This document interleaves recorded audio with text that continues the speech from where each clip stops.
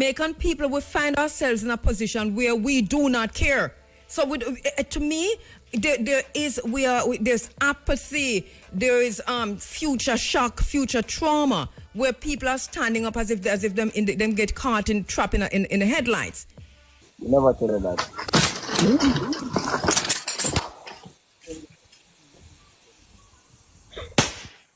Up and running, my people. Boy, by now, everybody and their mama can see say the TikToker do they get con up, my people. You see, the thing gone too far, you know, my people.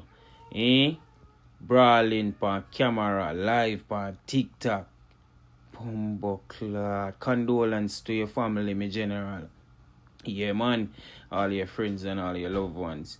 Sorry say that happened to you. Yo, people, what we are going to do?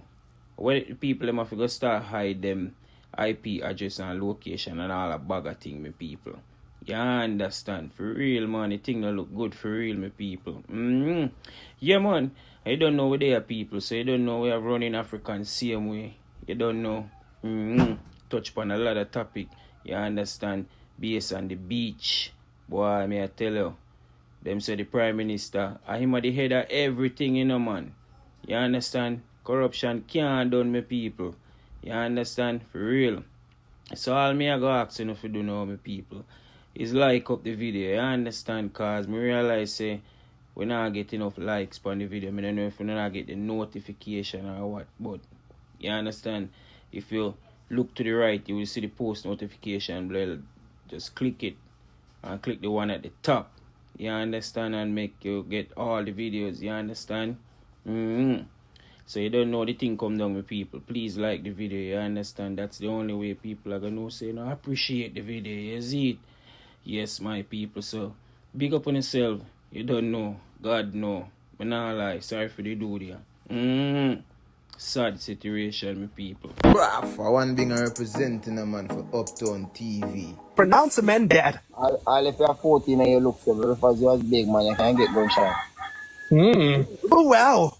All you, me not care if you are 9. Gunshot in your blood clot. Let's go. So like a waste, man.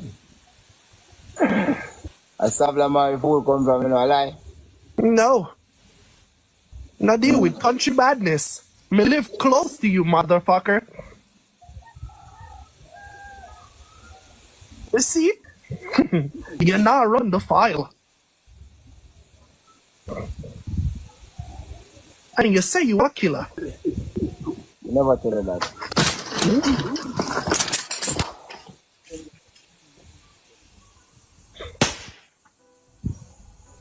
Man, nah lie, my people. Boy, may I tell you. Sticky situation on film side, may I tell you. God knows, sad. Anyway, my people. Boy, I no leaving a condolence for me, man. And him family and him friends. God know, that's all me can say. Anyway, my people. Running African. You understand? Touch upon a lot of great topics. You understand? Interesting topics. So make sure you like, share and subscribe. You understand? Yeah, man. Big up on yourself. Yeah. Go ahead under my nose. Me catching you on the next one. You understand? Yeah, man. It was not meant for the masses of the youth. How so when the masses of the youth are needed for the slave plantation that the governments have set up, the BPOs and the tourism industry? That they allowed schools in some of these tourist areas to have 6 forms, because the thinking was if you have 6 forms, the children are going to go, the students are going to go, they're going to do their A-levels and they're going to begin to think university. But you don't want them to think university. You want them to think entering through the back door of the hotels into these plush, grand, vulgar plantation houses where wealth is and prosperity is everywhere around them, but they can only go through the back door and in disrepair.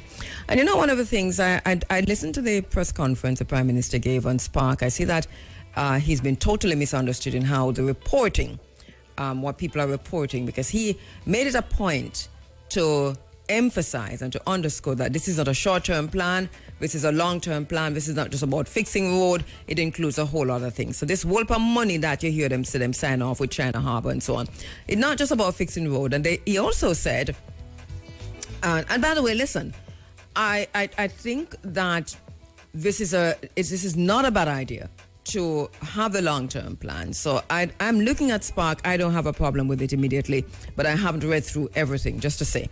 But I'm looking at what I'm listening to what they're saying, and I'm kind of reading through some of it, and so that it is needed. What the Prime Minister has rolled out is something that is needed. If they're going to target to partisan politics and elections and so on, then dog damn the world away supper. But what I don't like about it though is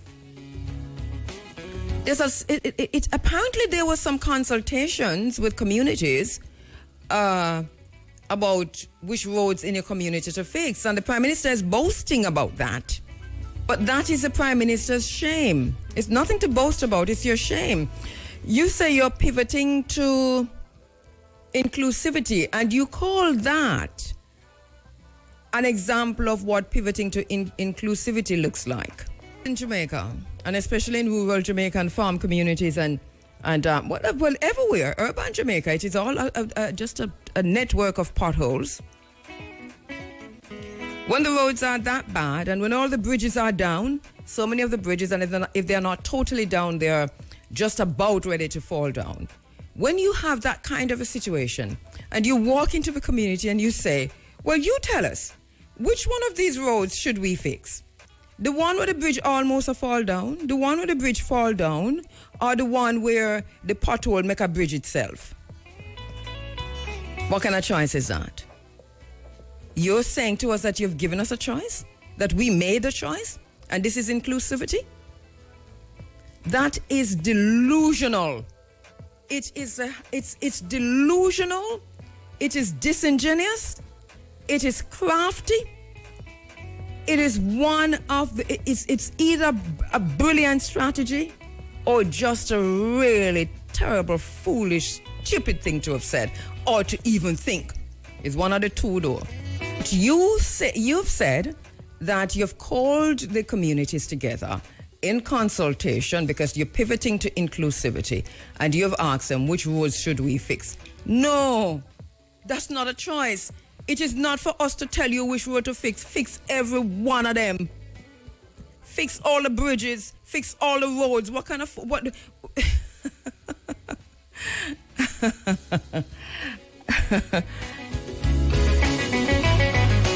It is as if you have gone into into somebody's home as a guest, and you come in and you take over certain things and you're in charge of certain things, and we tell you, say, okay, since you look like you can manage, we're going to give you the account books to manage on our behalf. We'll give you the money every month, and you can just manage because you come from university and so on. So manage for us, because we don't go to universities, our children don't go to university, and we don't know much. So but we say you tell us you have integrity. So take our books and you're managing for us, the elderly here now.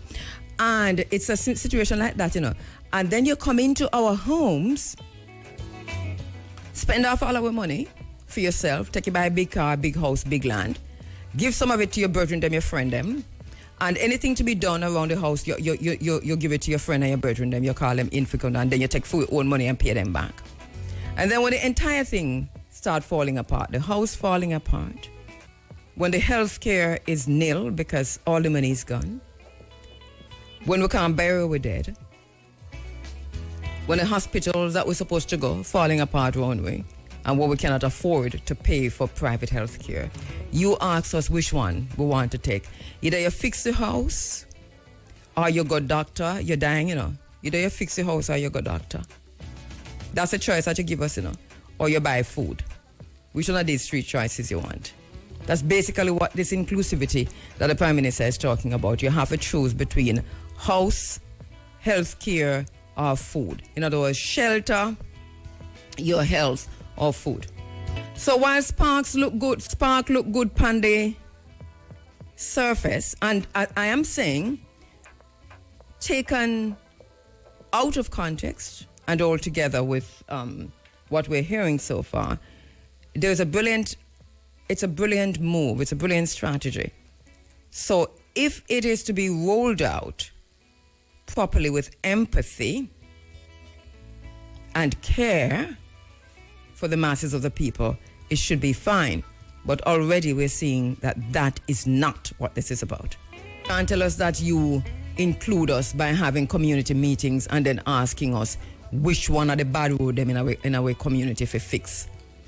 That's a slap in the face. To you yourself, Mr. Prime Minister, that much sound away. When you said it, when you wrote it, it maybe never sounded, I wouldn't write it here, I don't know how it go. But when you saw it on the paper, it probably never looked no way. But when you read it, it must did sound away to you. Another things we notice as everybody has stumbled for regain them balance, it look like everybody hand a fall in somebody else's pocket. So we turn on each other, we're stealing from each other. Africans, we have to reclaim our conscious identity. There's a struggle for freedom that led to emancipation, a measure of which we are the beneficiaries. And we must remember to invest in our thoughts, our mindset, and our strategies toward this full freedom for this generation and generations after. We're trying to do this. I'm quite sure that my sisters are standing by. They have been for a while. Let me see if we've got them. Yvonne, are you there? Okay. I do know that they are. They are literally on phone. And I see what my sister is saying, that it might very well be connected to the weather. And that's a very good point. Because I don't know. I don't know. My deepest apologies. We really wanted to have that conversation with our sister Abena and Yvonne. So what we'll do is we'll be able to do this another Sunday when Yvonne gets back to look again at the conference and then also to speak with our sister Abena, who is living and working now in Kenya on the continent of Africa. She's Jamaican. The attack on Lebanon, according to Israel, to Netanyahu, was an attack on Hezbollah. This is what Netanyahu said, this is what Israel said. And it's part of the wider attack and decimation of Palestine.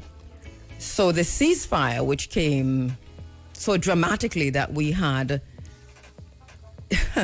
Biden again in the last dying embers, where the last embers are dying out on his reign, came out and announced spectacularly that there was going to be a ceasefire between Israel and Lebanon. He said it, and it will happen. And at the time, we talked about that. But I said at the time that this was just a ruse to allow Hezbollah and, Hezbollah to a lesser extent, but to cajole Hezbollah and Iran and Russia, I say cajole, I know, into this agreement, which would see the toppling of Assad in Syria. Now, the toppling of Assad in Syria must not be seen as a simple thing. It is much bigger than it appeared. What they have done, they have demonized Assad, as you know very well. During the Obama administration, we've talked about this many times, please go and do your research, Hillary Clinton decided that Assad had to go. And they started a Arab Spring. Because the Arab Spring, as we said last week, was organic. It started in Tunisia. It was organic. It wasn't even an Arab Spring. In Tunisia, it was a protest against poverty, where university students were graduating with PhDs and could not get a job, masters, first degrees, and couldn't get a job. And so there was a Tunisian who lit himself on fire in the market in Tunisia in protest against the poverty. Now, the warmongers and the warhawks and the demons walking around in human flesh, led by the head demons, Barack Obama and Hillary Clinton, they decided that this was, don't waste, no opportunity must go to waste. And so they set in motion a wider decimation and toppling of democratically elected governments and otherwise. Some of them were dictators. Across the so-called Middle East, including North Africa, because there you have, coming from Tunisia, going into, take out your maps again. We do not work without our maps. Google Africa now, North Africa and the Middle East on the map, because we need to know what we're talking about. So you see that little something that fall up, that look like a kerchief between Algeria right there. So I was Algeria and Morocco. That little fall up thing, that's Tunisia. And then you come over the other side, you have Morocco, then go down further. So you have Egypt, and I'm not looking at a map, I'm just coming off of my head now. And so you move across, and they did that to Libya. And we told you, and I spoke last week about Dr. Sultana Afroz, who saw this from the Tunisia event, that they were going to go straight for Syria. It took them about 2 years, but they got to Syria. But look now, Syria, Assad was backed by Hezbollah and Russia, so by Iran and Russia, all this while. It is a proxy war that's underway in Syria. And look at what has played out. Syria is now controlled by the opposition, but there really is no opposition in Syria. They're telling you that it's controlled by the opposition, but Syria is really a country after Hillary Clinton and Barack Obama's debacle. And remember, we told you also that Donald Trump, when he was accused of being a wartime president, he said he never started a war in the 4 years that he was in before. And somebody said to him, but what about the war in Syria? You kept that going. And he said, well, we kept them going only because we wanted the oil. We kept our troops there only because we wanted their minerals, we wanted their oil. That is on tape, that is everywhere you can find it.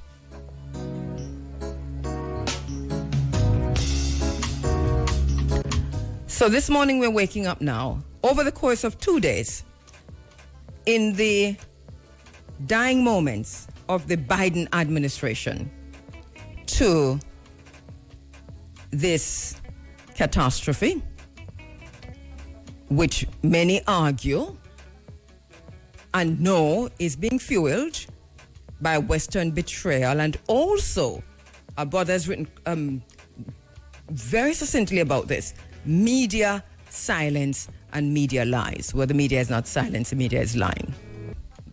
Everybody's rejoicing all over the world because Assad is gone and Assad is a devil incarnate.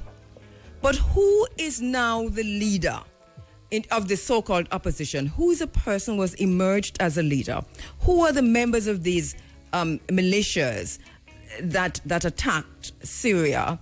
And when you talk about attacking Syria, remember, Syria is not no one centralized country. It has always been, since Obama and Hillary Clinton, just bits and pieces of tribal areas governed by dons. Well, now we're hearing who the leader is. Well, the people and the leader are Al-Qaeda. Al-Qaeda. Remember Al-Qaeda? Remember Al-Qaeda? As a matter of fact, if you go to the US website, they're probably scrubbing it, but I took a screenshot of it and save it, You let me go to my screenshot saves, because the US website up to just recently had, yes, here it is, US Embassy in, anyway, it's one of them. So it says, this is the US Embassy. We remain committed to bringing leading Al-Qaeda figures in HTS. Remember that HTS. Remember, it means something. It's an abbreviation. H means something. T means something. S means something. So it says we remain committed to bringing leading Al-Qaeda figures in HTS to justice. And they put hashtag Syria. And so it's a U.S. embassy in Syria. There's a big picture And written in red, it says, "Stop this terrorist, stop Dawania, stop this terrorist, Mohammed al-Jolan." Mohammed al-Jolan. Mohammed al-Jolan is the one that led this coup in Syria, who is the head of Al-Qaeda in Syria. Al-Qaeda. Al-Qaeda. I could not make this up to save my life. The so-called opposition in Syria that toppled Assad is Al-Qaeda. Al-Qaeda that the U.S. is working with, and that NATO is working with, that the European Union is working, that they're all working with. I'm going to come back to this now because I'm going to go talk about the Rio Cobre and that NEPA debacle. But I'm coming back to Syria. I have to come back before the morning is out to Angola, and I have to come back to Syria. Syria is all about Greater Israel. Now, please to look it up while we're talking. Greater Israel. We must understand that Israel under Netanyahu has laid out a plan for what is called Greater Israel. It cannot happen unless Al-Qaeda is in charge in Syria. Now, take out your map and please to look at Israel, Syria, Saudi Arabia, Palestine on the map. I will come back later on and talk about that. Give me a minute. On the phone lines, attorney at law, environmentalist and humanitarian, specializing in intellectual property law, entertainment law, sports law, media law, and human rights law. I'm putting that on because it left off. Attorney at law Marcus Goff. Good morning, attorney at law Marcus Goff. Morning, Sister KABU. Morning. How are you? I am well, if you two are well. Yes, giving thanks. I'm so happy that you could join us, Marcus, this morning at such short notice. Thank you, as always, for making yourself available for these vexing conversations. But here we are. Yeah. So it's been in the news and lots of discussions about the secret deal between NEPA and NEPA being the also the NRCA, because one of the things I noticed that you've done, you've used very strong language, and let me just read what the Gleaner reported. It says, describing details of a secret pact between the Natural Resources Conservation Authority and the Tradewinds Citrus Limited as worse than anticipated. Attorney at law Marcus Goff says the environmental body acted against Jamaica's interest when it discontinued prosecution against a private company and committed to no future litigation after it spilled oil in the Rio Cobre in St. Catherine in December 2023. All of us remember that event, and that was one of the most wickedest things that we could have witnessed, and we hoped that someone would have been held accountable. Help our listeners, first of all, to understand what happened. What's the background of this? Because you are the attorney at law representing the victims, right? Yes. Yes. Well, some of the victims, the victims really, if you think about it, it's hundreds of thousands of Jamaicans who rely on the water from that water body, But I'm representing several of the communities in and around the Rio Cobre. So I want to say morning to all the Rio Cobre communities from Kent Village and Bob Walk, Pineapple Lane, all those bishop families who have been doing this for generations and have never gotten the kind of respect, and acknowledgement of their suffering, their sacrifice by virtue of being in these locations, near to industry that uses the public waterways as its refuse point. Right? And that's a big part of the problem, that many of the industries along the Rio Cobre are permitted by NEPA to then discharge into the river. Of course, this one was not allowed, the oil spill, but it then facilitates the kind of accidents and mismanagement that can result in irreparable harm to the environment, and thus the present and future generations of Jamaica. So what do we know? What do we know about what happened and how it happened? Well, thanks to the media, for really taking up the call for assistance to publicize the issue. We got the agreement published on the NEPA website week before last, right? And so we are now able to see what they signed off on. When you really look at the terms of the agreement, there's one clause there that holds trade unions or seeks to hold them, purports to hold them accountable.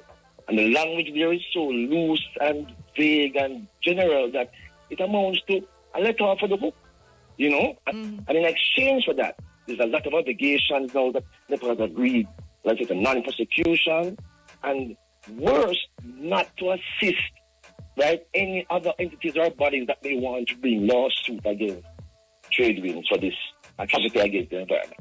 Right? And so here it is that NEPA has signed to cooperate, to keep this thing wholly confidential amongst themselves, first of all, right? To not have any substantial sort of penalties, because we're looking for some kind of dollar sign figure, something that shows that there's some financial and other penalties, But all we see is, as I said, this language, and in exchange, they are agreeing not to assist other victims to get their justice. It's really a sacrifice of the victims for the expense of a big company who they may see is contributing to economic growth and job creation. And that's a big part of the problem, I think, that we have this state education network will entrusted with protection of the environment is also supposed to be facilitating what they call sustainable development, and invariably the development causing sacrificing of the lives of the people in the name of what they say is economic growth and job creation. And let's remind our listeners, Tradewinds is a juice-making firm here on the island. It was charged with breaches of the Wildlife Protection Act, as you're hearing, and this followed an oil spill on December 11, 2023. The company owns a Jamaica beverage plant from which the oil was emitted. NEPA is the technical and enforcement arm of the NRCA, which is an agency of the Prime Minister Andrew Holness-led Ministry of Economic Growth and Job Creation. Let me take a quick break and come back. Is attorney at law Dr. Marcus Goff. We're talking about this, what Dr. Goff himself has referred to as a straight sellout. This agreement, a secret agreement between NEPA and Tradewinds. You have also said, Marcus, that this appears to be a routine thing that has happened in the past. You pointed that it is never appropriate for any crime to be given a non-disclosure. And I know you referred to that before, but to help our listeners to understand exactly how secretive this was for those who really can't wrap their heads around it.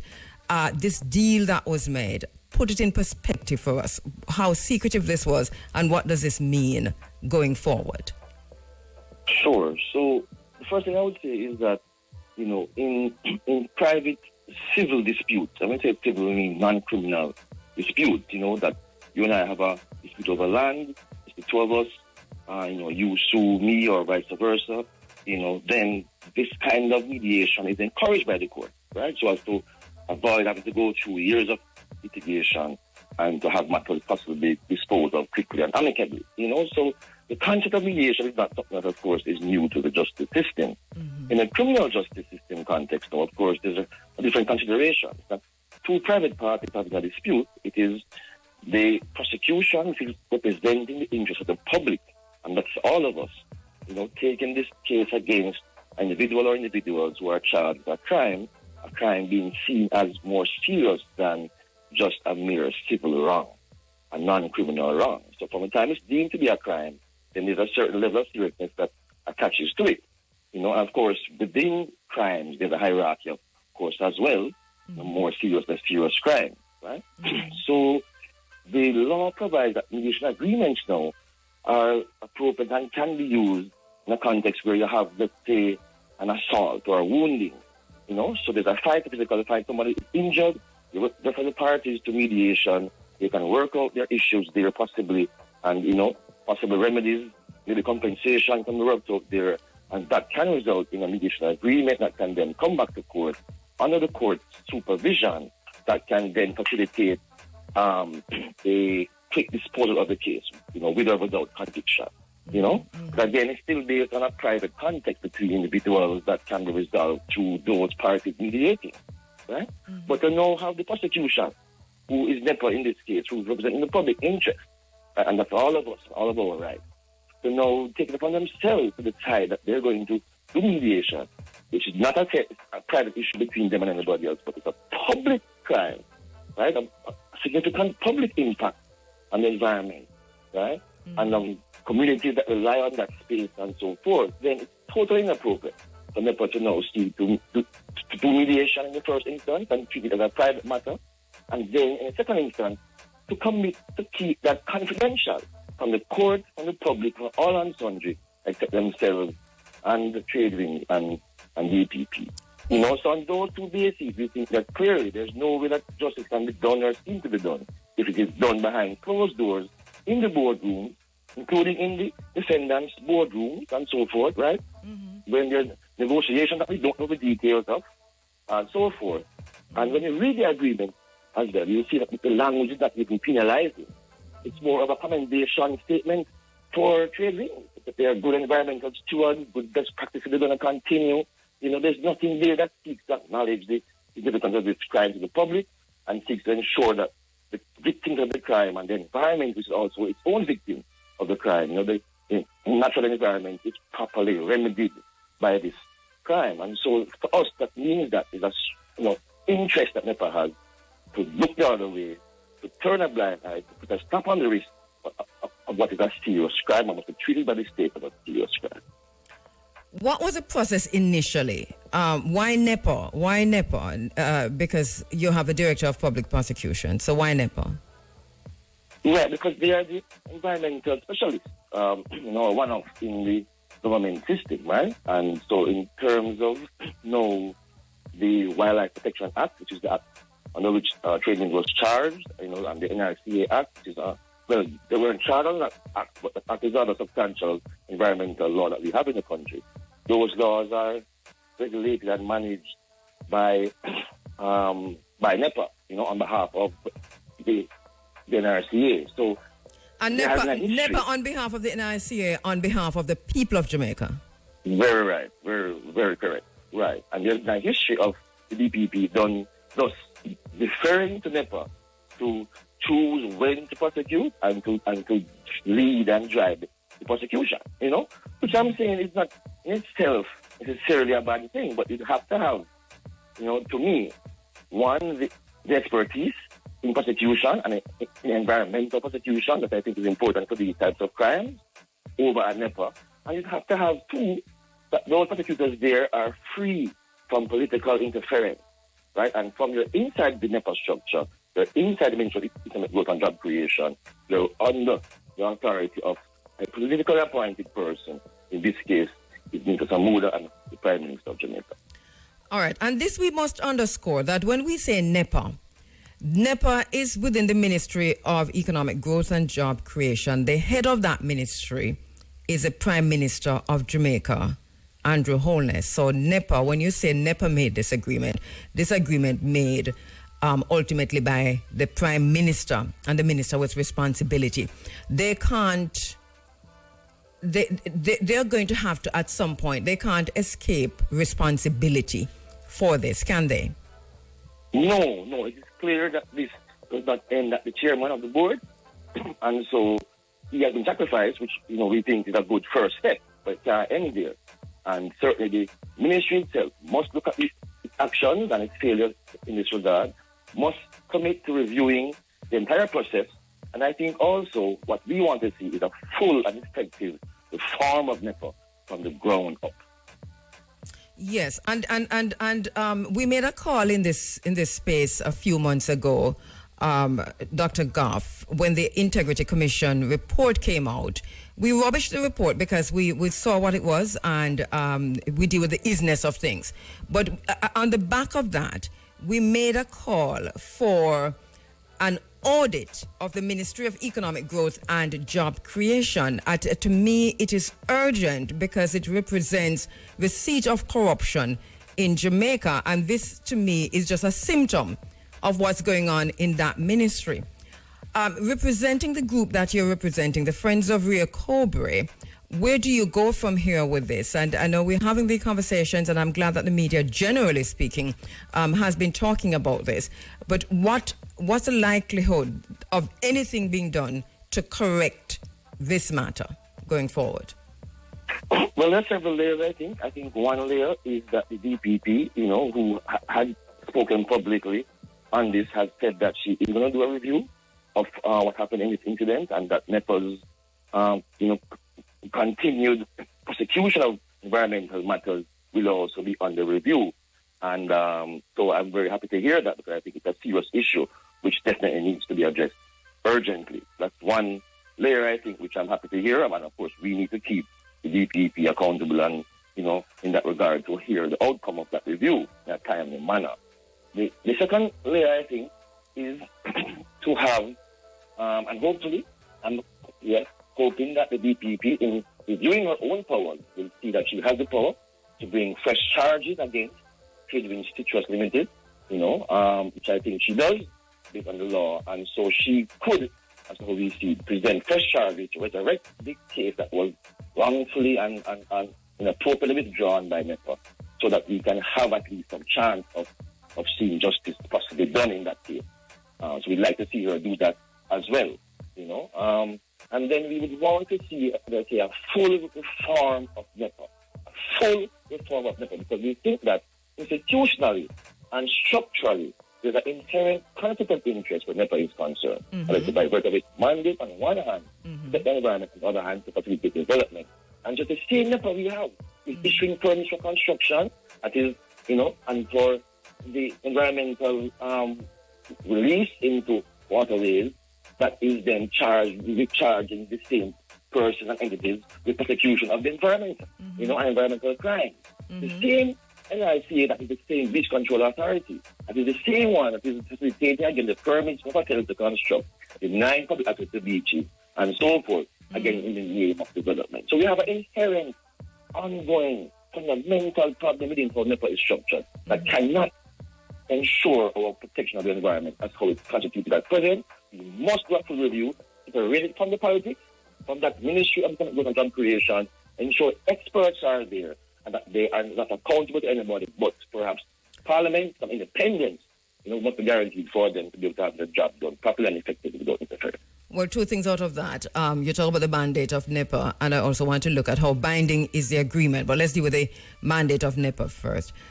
What's the mandate of NEPA? Because are we laboring under some misconception? As far as I can recall from me, I've been talking about NEPA and doing interviews with NEPA and coming up on anything that NEPA has done in this space, and I've been doing this for years. NEPA has never been on the side of the people. NEPA always rules against the people. So what is the real mandate of NEPA? Is it to protect the environment, or is it an extended arm of the Ministry of Tourism? Right. I think that's a fundamental issue, that the inherent conflict of interest invariably results in a trend, a pattern of the public rights being facilitated in terms of sacrifice for the expense of so-called development. And that's a trend that goes back to pre-colonial days, which we've continued, unfortunately, to maintain today. And that's a big part of the problem. I'm saying that we don't have a separation of responsibility. Who is deciding environmental standards and whether they're breached, and to prosecute them should not be the same ones who are then charged with giving the permit and engaging with these private sector entities on the development arm or basis of their work. Must be a separated mandate. It can't be that they're playing that same function. It can't be that they're subservient in the Ministry of Economic Growth and Job Creation, because that again invariably means that they're going to be subservient to the ideas and the principles, the target set for economic growth and job creation. So it's a big problem we have to address frontally, or else we're going to have no environment for our great grandchildren to enjoy after this. It's a massive problem. We remember the building of the hotels in the mangroves and the swamp, environmentally protected areas. That the fight for that went on for years, but at the end of the day, NEPA still gave the license to the foreign-owned hotels to come and build in swamplands and environmentally protected areas, mangrove areas, out in Discovery Bay and Runaway Bay, and also in Trelawney. So it's just another thing that NEPA does. I want to think that is their mandate, and I'm not quite sure if we can force NEPA to change its mandate, or we need an agency, a new agency that is there to serve and protect the environment and the people. And this is what I'm thinking. I think NEPA, you'd have to dismantle NEPA to change NEPA. Like take down every board and every screw. You know, over the years, doing this kind of work, we interact with many different persons, and there are many persons who go and work at NEPA as they have studied environmental fields and are desirous of giving back to their countries, but when they go into the NEPA structure, they are invariably subjected to political direction that goes against best practices, goes against what sometimes their own advice is. And so I think structurally that's where the problem is, because the people inherently, not all of them, certainly technocrats, right, who are the skilled ones in there, they are not there to sell us out. They're there to advance their skills. Many of them have masters in environmental science and this and that. They want to serve us, the public. But the political interference prevents them from exercising even their skills for our benefit. Yes. Sometimes, to be fair to NEPA, has refused permits that then go to the minister above, and he has the absolute power in the law to override NEPA's ruling as well. So it's fraudulent politics that prevents our environment being protected effectively. Yes, hear you loud and clear. So how legally binding is this agreement that was made? Can it be rolled back between Tradewinds and NEPA on behalf of Andrew Holness? Definitely not on behalf of the people of Jamaica. Well, it's signed with NRCA, and NRCA, as we've seen and heard, didn't have the authority to do that, and so the chairman was punished, and so we see that as a termination of that agreement.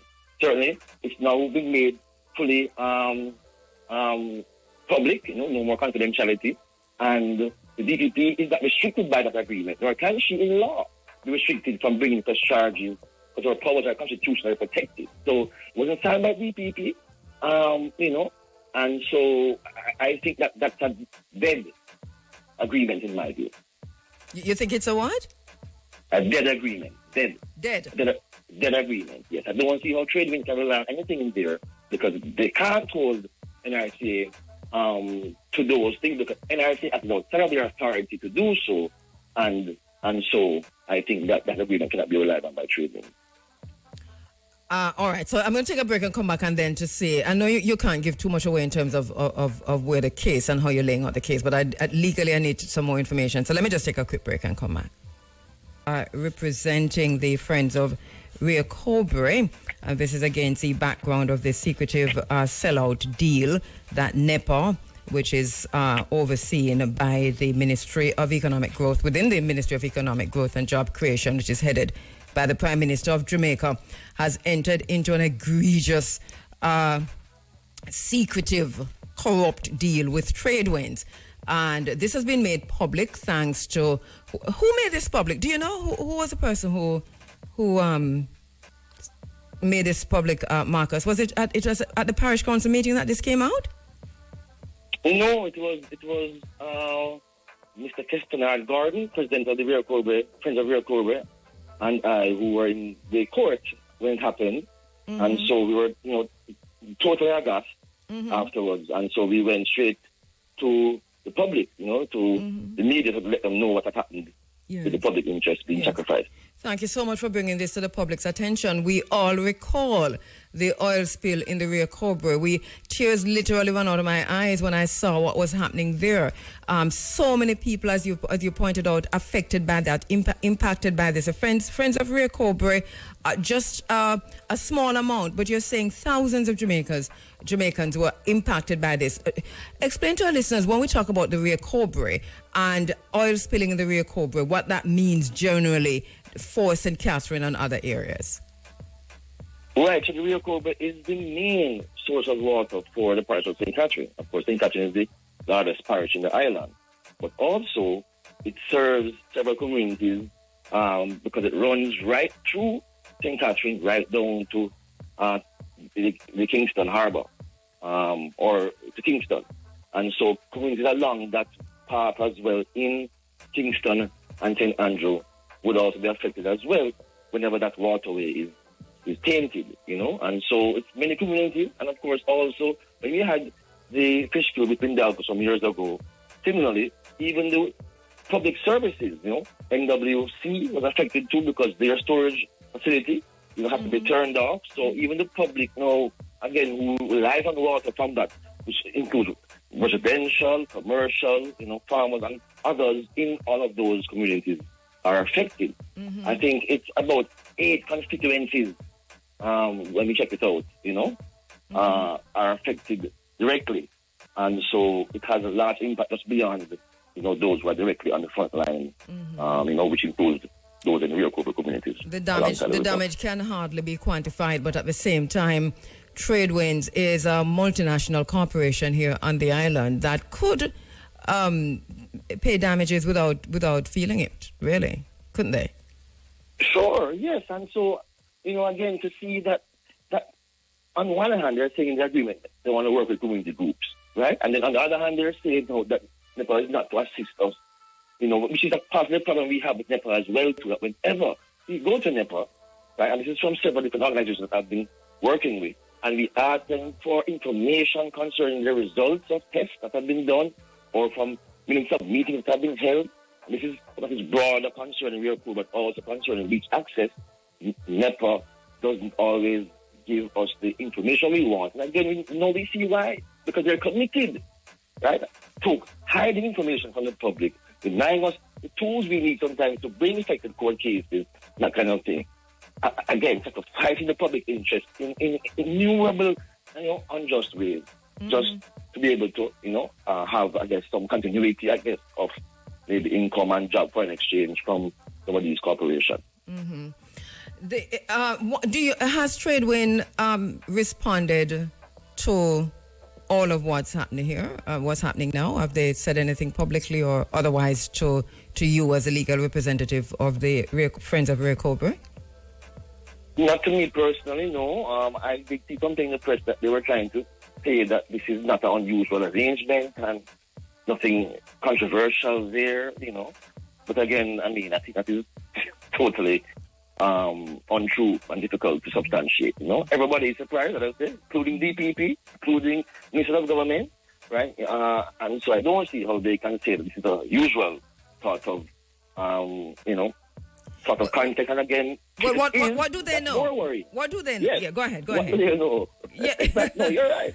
Yeah, right, because we've had spills in the Rio Cobra from time to time by multinational corporations, and Tradewinds and principals of Tradewinds might sit on some of these very same boards. I'm not saying they do, but we know. I mean, Tradewinds is run by one of the families in Jamaica. When we talk about the families that run Jamaica, Tradewinds is one of those companies run by one of the families, so that they would have access to information and they would be operating at many levels. So when they say that, the question becomes, what do they know? And what do we need to know about how government is engaging with multinational corporations on the island when they commit environmental crimes? Yes, and that's why I think you're fully right. This is the tip of the iceberg, KABU, because we don't know how many times previously have there been signed secret agreements that have been, waiving off criminal charges and ignoring people's rights to claim. So we don't know how often this has been happening. It seems from what the minister has said that there has been a practice of using non-disclosure agreements in this kind of situation. And so it's the first time I'm hearing about it. And it seems that most of us in the public is the first time we're hearing about it. And so we need to probe more to understand who and for how long have persons been getting these kinds of facilitation by government, and the public not knowing about it. This has become not just a legal thing. It was never from the minute. It was environmental, humanitarian, but now it is also political, tribal political. Has the minister with responsibility in the economic growth and creation said anything? Has the prime minister said anything? Minister Samuda issued a statement, yes. Not the prime minister as far as I'm aware. And even in the minister's statement, as I say, he had some inaccuracies. He was trying to unfortunately paint a picture that the Friends of the Rio Cobra are not legitimate, which again I find quite disturbing, that here's a minister, again, represented and voted in by the people, a minister of the people and for the people, right, supposedly, and he's seeking to delegitimize the community efforts to represent themselves to get justice for a clear environmental beach. You know? And this is at a time when the Prime Minister just gave a really well put together and thought out press conference, pivoting to inclusivity meaning the people. So it is strange that this pivot doesn't allow him to represent the people on something like that. We'd like to hear from the Prime Minister. So as it is now today, what is the status today at this minute? Well, at this minute, I trust that the DPP has, I'm hoping, received the papers from NEPA. You know, she asked for it week before that, and that she's doing a review of what happened in this case, that we will hear shortly. And I don't know, what's her timeline for that, and it would be good to know from her. And certainly we are continuing to press publicly and privately for the child to be resurrected in the criminal court against Tradewin Citrus. And so, we also, of course, reserve our rights to sue in a constitutional court for these breaches as well, too. So all of that, we're waiting to see what we can get out of these processes. We want to get more information, to know more detail, because, again, this is only one piece of what is the puzzle that we've been able to find. But, we know that there's more. And so we continue to probe, and hopefully the public will also hold all who need to be held accountable.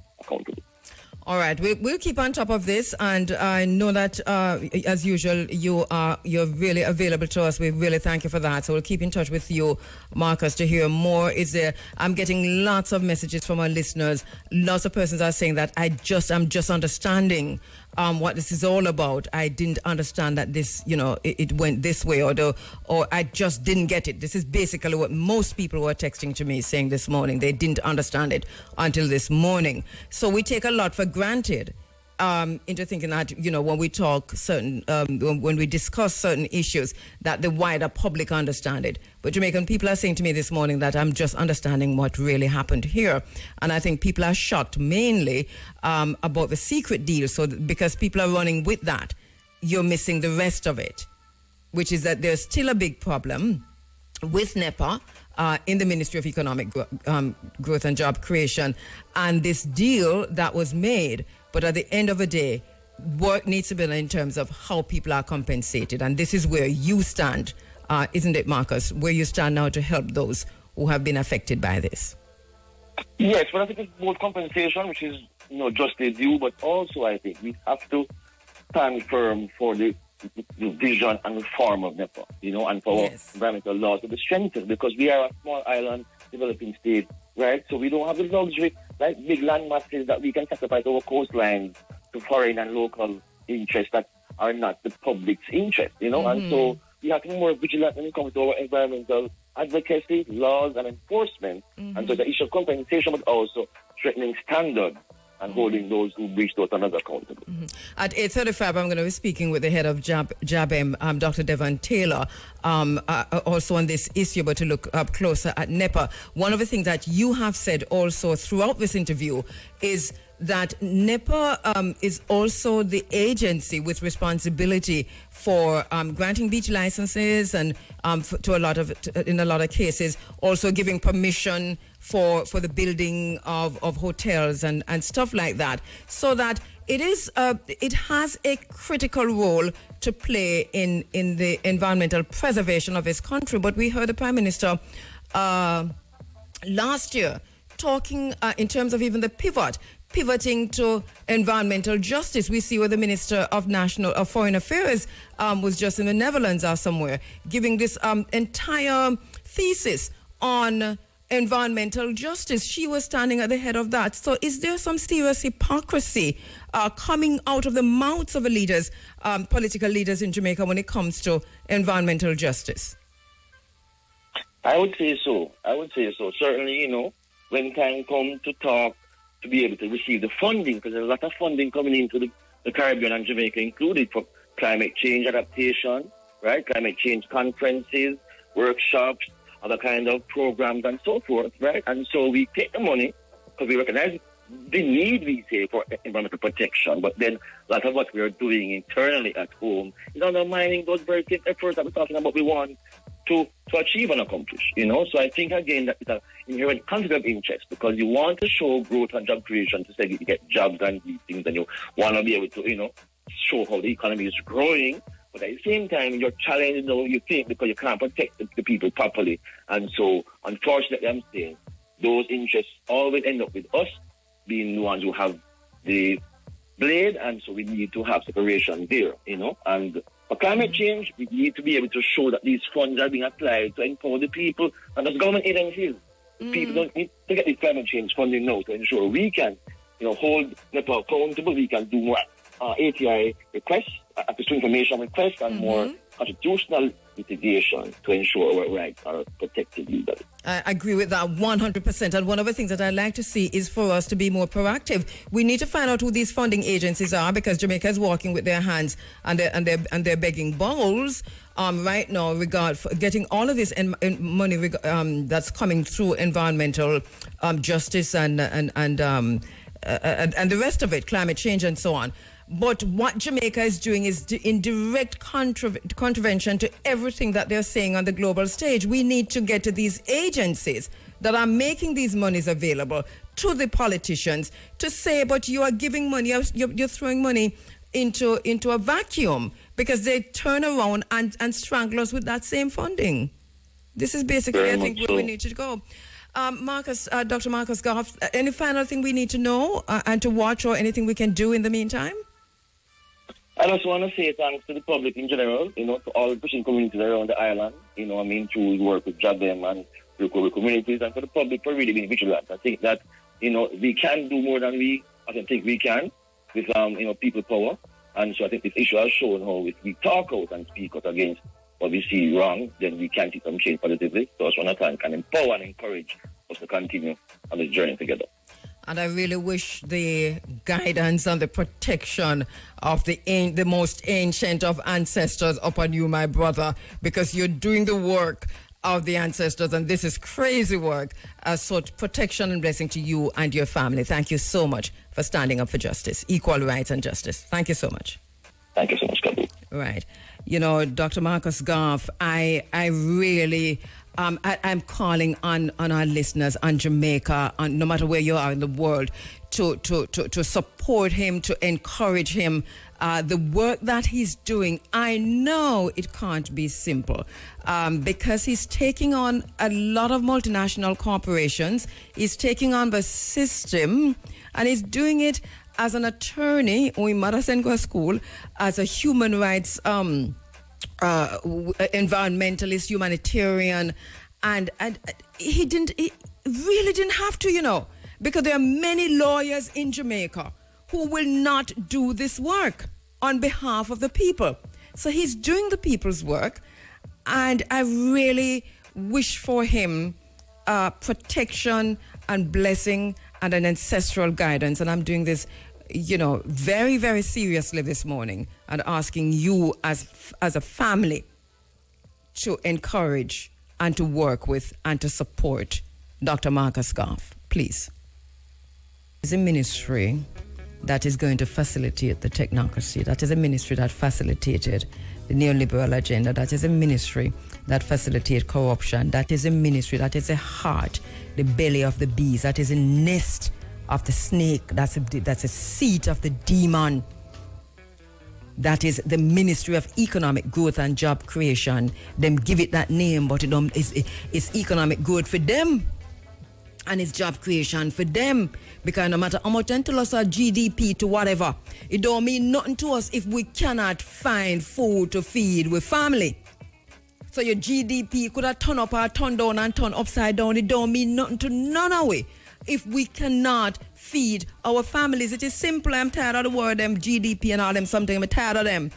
I think that unless we are able to provide shelter, to feed ourselves, these two basic things, then everything else is smoke and mirrors. And there's just too much poverty in Jamaica for us to continue to support, because it is our taxpayers' money, and we same one appear them for steal from us. for us to support the Ministry of Economic Growth and Job Creation. Once again, I want to point out something. Within the Ministry of Economic Growth and Job Creation, there are some things called ambassadors and some other names, some other titles. These are owners and operators of multinational corporations, global companies. These are globalists who care nothing about the Jamaican people, the masses of the Jamaican people. On our roads, they don't take the same airplane where we take, even if we go overseas. They all have their private jets. They live on Millionaires Rows across Jamaica. There are places in Jamaica that are called Millionaires Row.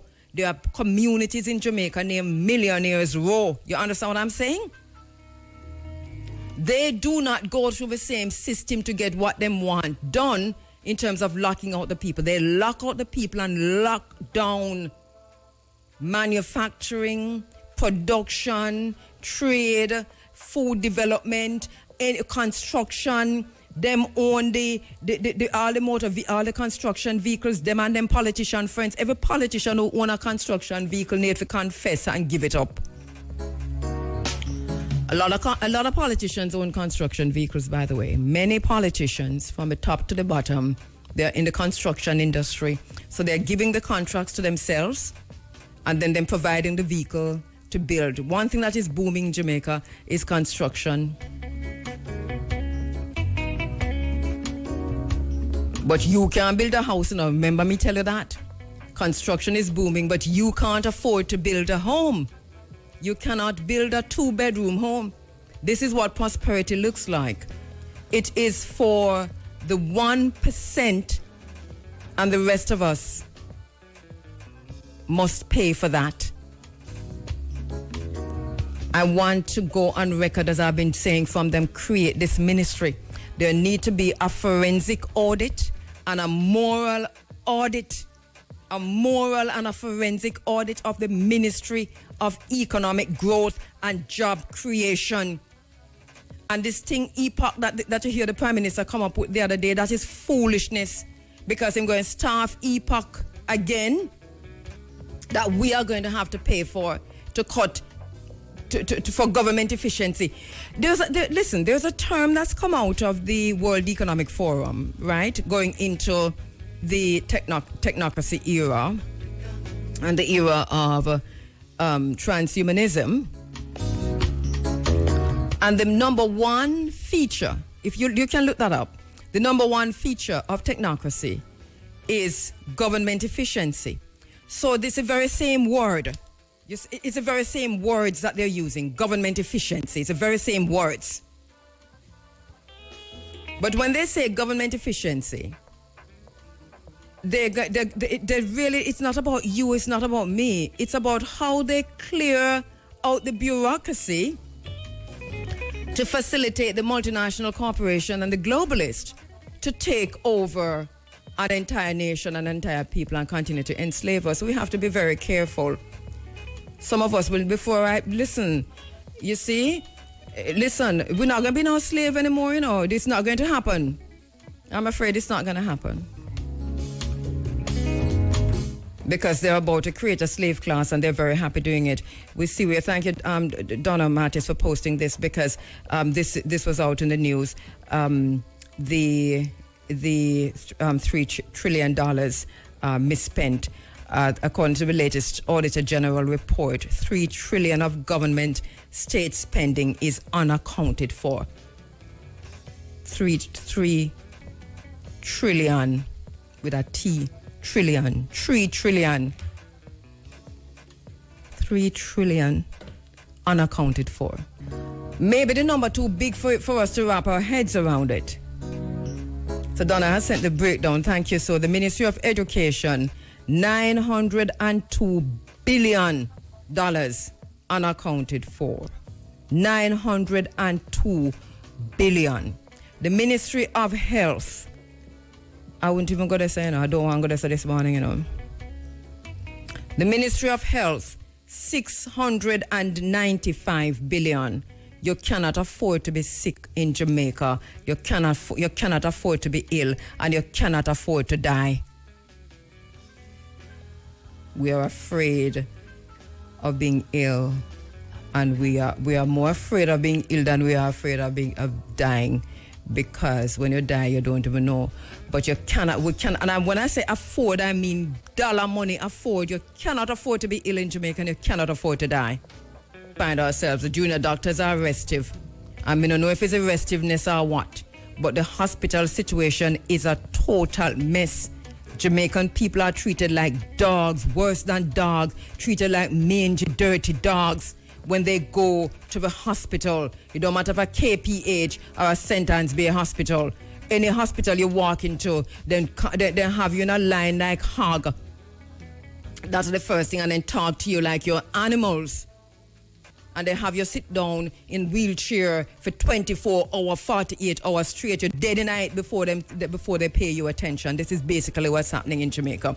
Women are going into hospitals and are dying in childbirth. Children are being born and are dying at the same time. They said that they met these millennial development goals. They never meet nothing. And the minister of health is walking around like a chick man chick, talking about all kinds of foolishness, talking about him not blaming this and him not blaming that and him not blaming this. Well, we blaming you, so you find somebody to blame or you fix the system. You cannot afford to be sick and you cannot afford to die in Jamaica. If you go to the hospital, you're treated like dog. And remember me telling you, no better on the stay home and take on the herbs. If you have to go into the hospital, then put you on a waiting list. You're on the waiting list and don't even know that you're on the waiting list. People with cancer are dying in Jamaica for months without seeing a doctor. People with all kinds of illnesses are waiting months before they can see a doctor. You go there every minute, you go there, them take your blood, all them do fling needle, and you take your blood until if you come back 2 weeks. You go back to 2 weeks, and them tell you, say them not work here. They don't live here. Me not live here, I know. This is the doctor, I know. Me not live here, I know. Me not live here. I'm not asking no more patient. And we can understand the junior doctors. I'm not saying I don't understand what's happening with the junior doctors, because there's another situation where they are working like crazy and are being underpaid, and they themselves are not within the 1% that is accessing the prosperity. Remember me tell you, no doctor, unless him involved in something else, is accessing this prosperity that you hear they're talking about. They're pivoting to poverty.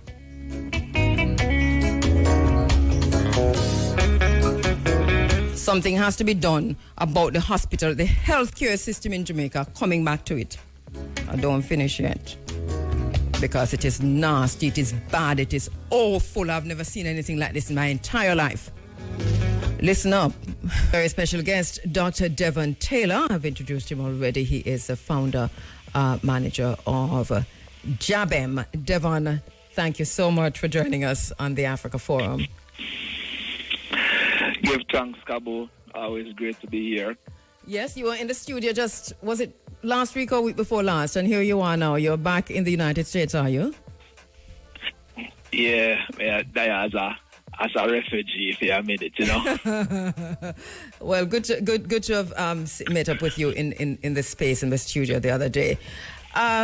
NEPA, again, we have had many discussions about this, but I want to broaden this now to the conversation we had just now with Dr. Marcus Garth regarding this egregious document or deal that they wheeled and dealed between themselves or among themselves, the Ministry of Economic Growth and Job Creation, headed by the Prime Minister of Jamaica, and Trade Winds. Your own thinking on that deal?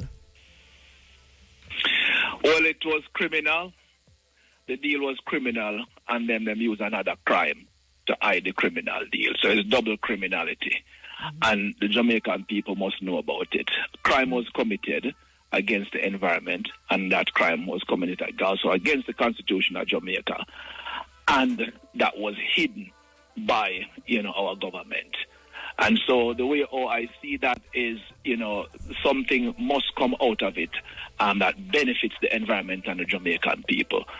So, there's a lot of suggestions going around there. And I'm joining in that, because of the importance of, the role that NEPA play and, the importance of the environment, because we're just a small island and, we need to protect this space for our life. Then we need to make sure that the agencies that guarantees the survivability of the country, is free from corruption. And this deal showed us that it is not. And crime has been committed against the environment, the Constitution, the people of Jamaica, and there must be a reckoning. And just to our listeners know that the agency NEPA, that they had obtained permission from the Office of the Director of Public Prosecutions to prosecute this matter.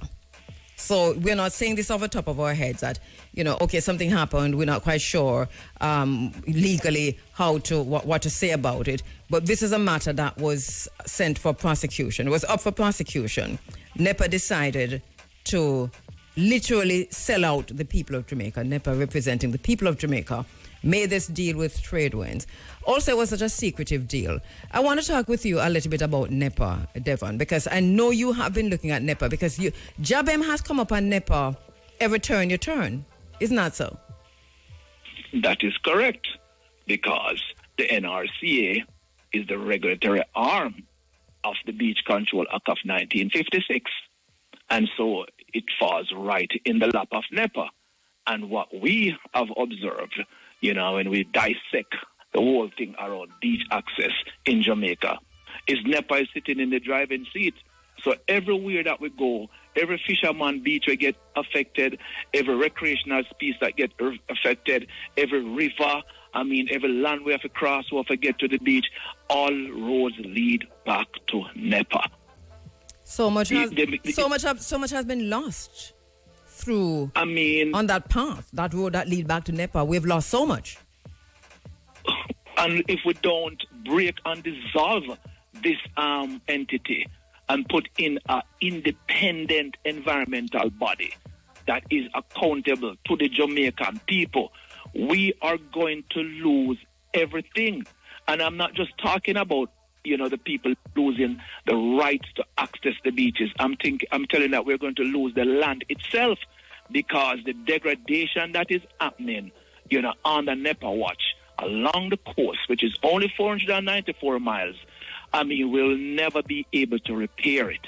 We're losing the buffer against climate change because we have a body that sits there that was never constructed as an environmental body, but one to streamline, quote-unquote, development to make money for rich people. So our rights and the rights of the environment, and the environment independent of human assault, was never set up to deal with that. Tell me about that. Tell us a little bit about the history of NEPA. What was it set up for? Who set it up? Well, NEPA was set up in 2001, and NEPA was set up, under the PJ Patterson administration, and it was set up to join up 3 agencies, right? What was the thinking then? Them people who set up NEPA is still alive, Mm-hmm. And they're also going around as, grand statesmen now, talking about, the architecture of Jamaica and all kind of things. And you can't call them and ask them, because they know the thinking as to why they did it. Mm-hmm. But the understanding there is to streamline development. And when you talk about streamline development, there was no consultation with any environmentalist group, because if they did so and take that into consideration, they would have never forged an alliance between Town and Country Planning Authority and Land Development and Utilization Commission. Right? So NEPA constitutes 3 major bodies. The National Resource Conservation Authority, that came into being in 1991. The Town and Country Planning Authority, that came into being in 1958. So that is colonial, you know what I mean? And then the Land Development Utilization Commission. So sorry, what's the other one? Land Development and Utilization Commission, that came into being in 1966. They fused all of these 3 together. Conversation was going on from in 1997 about doing it. It was written about in the newspaper. Peter has put up a good article, a pushback on it, saying this not supposed to happen. But they forged ahead anyway, and they did it. And here we are. Outside of that, because we keep, and it explains a lot, because it was during that time that we began to see the denial of access to public beaches. That's around that time that we began to see that, more than any other time. And that has only accelerated over time to the place now where we have lost almost all of the coastline, and they are throwing some breadcrumbs to us to say, well, we have 8 or 9 places that 2.5 million of you have access to. This is NEPA's oversight, but NEPA is within a ministry that has a higher oversight. Yes. And, so NEPA, of course, sits in the office of the Prime Minister. And, we just want to put things into context. So there are around 19 agencies that sits in the office of the Prime Minister. All right? 19? 19, believe it or not. In the office of the Prime Minister. Yes. The whole thing. National Land Agency sit down inside there, of course. We're talking about, housing and urban renewal sits inside there. The JDF sits inside there. GIS sits inside there. UDC sits inside there. Information sits inside there. Registrar General sits inside there. NID sits inside there. Social Partnership, State. The whole thing is just one hot mess.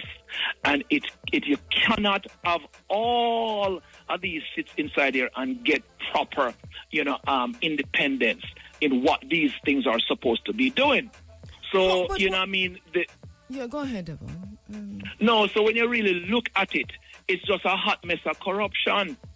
We are focused right now on NEPA, and knowing that NEPA should never have been an amalgamation of all these 3 other ministries, because you can't have planning sit alongside, environmental. Planning and development. Because it's a conflict of interest. The whole thing is a conflict of interest. So you really, and this is why I was saying to Marcus the other day that if this is going to be what they're saying that it should be, it has to be dismantled totally. But, let us say they need an agency like that. What you need is the creation of an environmental agency that doesn't sit within the office of the Prime Minister. I want to get back to that office of the Prime Minister, because whereas the Prime Minister seemed to have won to some extent for the judicial review or the Integrity Commission investigations, he wanted the right for judicial review. We're going to leave it at that. Whereas we see that happening now, but we cannot deny that the structure of the Office of the Prime Minister and the Ministry of International Growth and Job Creation facilitates and encourages corruption by itself. Nobody has to do anything for corruption to just grow like mold in the Ministry of Economic Growth and Job Creation, isn't it, Devon? It's set up that way. All right. It's set up because you need, a master regulator that's going to be like directing an orchestra. And what it's doing is just facilitating the rip and the robbing of the resources of the country. So we must understand this thing. We have in this conversation where we're looking at beaches and the land that sits before beaches as one of the most expensive and important assets of the country. Mm-hmm. And that is being transferred to the rich and the wealthy at the expense of environmental justice, the rights of the Jamaican people, and economic justice. And all of this is being controlled by the office of the Prime Minister. And you can't have that. It's too important, and it's too important to the survival of the country and to the wealth of the country. All the beaches and the beach lands, that is 30% of the economy of Jamaica and 50% of the foreign exchange that we earn, and also to mitigate against climate change, biodiversity protection, and the window to the world.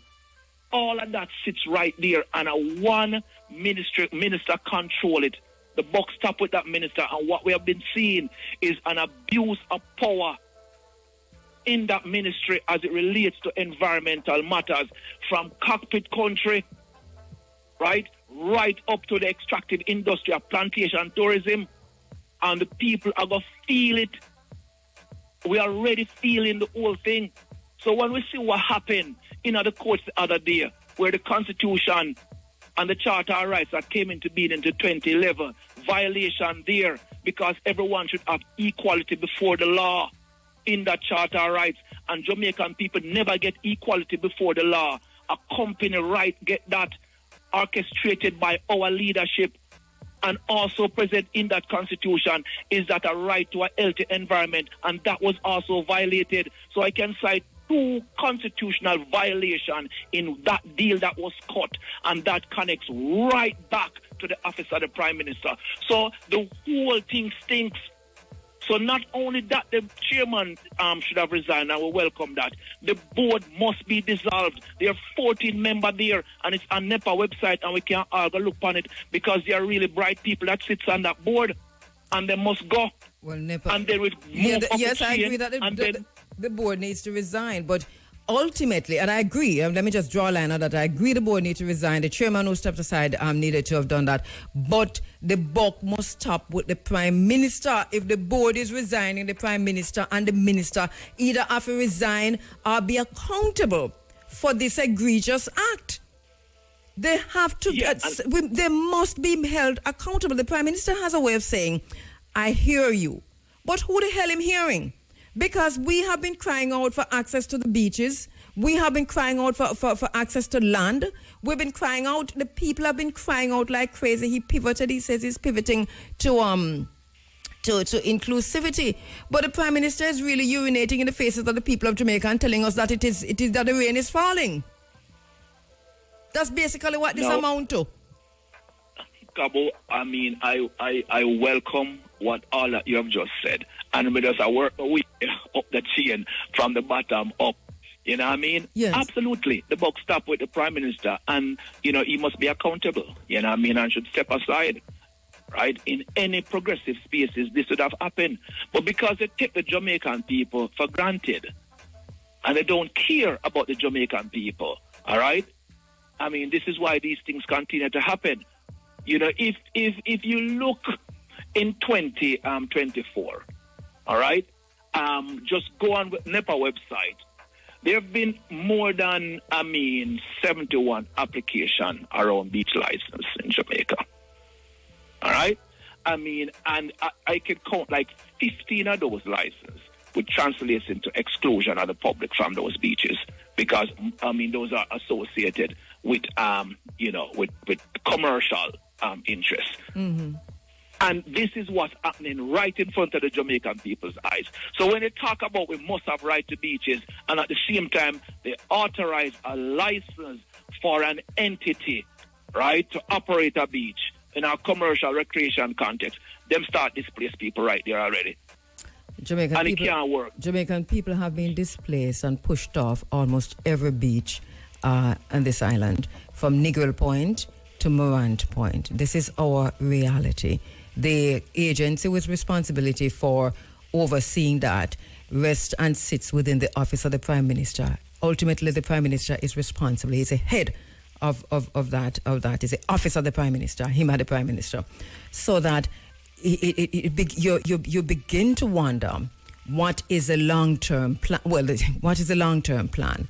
The Prime Minister likes to talk about long-term plan as opposed to short-term plan.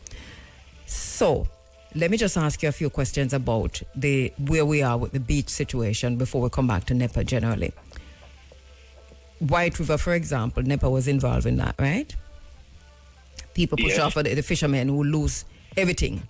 We don't even know where those fishermen are now. They're scattered. They've lost their livelihood. NEPA turn up. Everywhere I turn, that people are fighting, not just to go in the water, not just go for a swim, not just to access the beach, but for their livelihood, which them earn from the river, from the beach. Everywhere I turn in Jamaica where people are fighting for this, I buck up upon the Prime Minister who is forcing the people out. You know why I say the Prime Minister? Because he's responsible for NEPA. So I buck up on this agency, which is headed by the Prime Minister of Jamaica, trying to force the people off. This, Devon, is untenable, obviously. What can you tell us about the status of the beaches in Jamaica, island-wide, what we have lost, and what remains at this minute? Well, I mean, if I just put it into a context that the people can understand it, just think about a road that is 494 miles long, and you can only access 2.8 of it, 2.8 miles of it. That is the state of the beaches in Jamaica, right? And access thereafter them. We don't have any access, and that is it's because of NEPA. It's because of the Beach Control Act of 1956 that gives you no right, no fundamental right. So we don't have many of these spaces. So even though they tell, well, it's 66 public beaches you have in Jamaica, no, you don't. Anything you walk on is by permission, and that permission is being removed from you every single day. Okay? Right there in Lawlands in St. Anne, a fishing beach down there, and NEPA issue a recreational license for the fishing beach. Right there in Marmy Bay, NEPA, a fishing beach was there, okay? And NEPA allowed for that beach to be fenced up, and lock the people out there. So, NEPA is right now granted a license to a company to do wetland modification in Landovery. There's a big, massive hotel development coming there, and you will be locked out of that space. Licensed beach was just licensed for commercial interest to Stone Plus Limited. Them probably are going to lose access to licensed beach. You have to go probably pay a go there. This is just kind of like the assault that is happening on the Jamaican people. So the state of beach access in Jamaica is in dire strait. So when Jabem wave its flag over there, and I say we need help, people, come out, come voice your concerns, come out in the street with us, and we're screaming to the government, and everything is dragging them in the court. And everything is connected, everything is connected because it takes us back to the office of the Prime Minister. The Ministry of Economic Growth and Job Creation is where the nest of public-private partnership rests. Public-private partnership just means that government makes way for the oligarchs who can fund them lifestyle and fund them campaigns. This is basically what public-private partnership means, whether it is in Jamaica, the United States, or any other country in the world. This is basically what it boils down to. So we hear a lot of that, and this is where that happens within the Ministry of Economic Growth and Job Creation. So we have all these ambassadors, we have all these technocrats. I know you don't like me use that word. We have all these private people, owners of multinational corporations, oligarchs, big conglomerates, who are accessing Jamaica's wealth, resources, minerals, you name it, through that ministry, headed by the Prime Minister. Anyway, I have a break, and this break is very important. I cannot afford for it to be late. So hang on for me, please. It's just a time signal. It's a very important one. If I'm late, I'm in trouble. You didn't know that Jamaica's unemployment... I must thank the Office of the Prime Minister for sponsoring this time signal. I must also say the Office of the Prime Minister, with so much money coming through the Office of the Prime Minister and through the Ministry of Economic Growth and Job Creation, please sponsor the entire program. It's up for sponsorship. The times are available. Yes, go ahead, Devon. So the point, Devon, is, all right, so where do we go from here now? Because here we have a situation with NEPA. Rio Cobre is very important to the very heart of Jamaica, isn't it? It is very important. Before we jump back into recovery, I want to also expand the conversation to not only that we're losing the access and we have not enough beaches in Jamaica that we can just walk to, is that now they start expanding, building rooms over the sea. So we're not just losing beaches, but we're losing the sea. You mean expanding, building rooms over the sea? So now they're going out into the sea. The hotels have now encroached into the sea and are building their hotel rooms into the sea. 3 of those approvals have happened over this year, where NEPA gave permission for hotel rooms to be built in the sea. So listen to me now. It's not just we're going to lose the shoreline.